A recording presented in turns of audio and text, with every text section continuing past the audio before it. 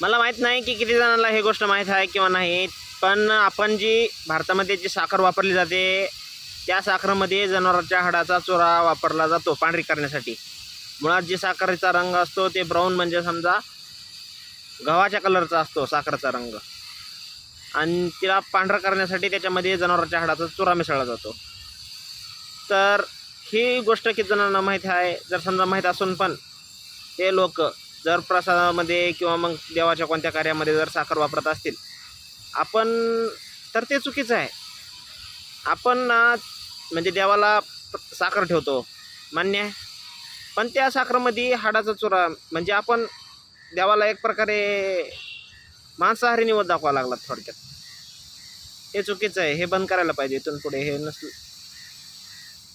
बरोबर नाही आहे.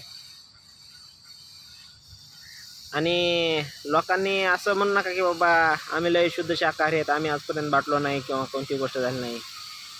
तुम्ही जरा साखर खाल्ली असेल तर तुम्ही बाटलेले आहोत, एवढं लक्षात घ्या. आणि जर माझं खोटं वाटत असलं तर गुगल करून बघा एकदा. गुगलवर जाऊन सर्च करून बघा साखर कशी तयार केली जाते. तिथं तुम्हाला कळेल की बाबा मी बरोबर बोलतोय की चुकीचं बोलतोय.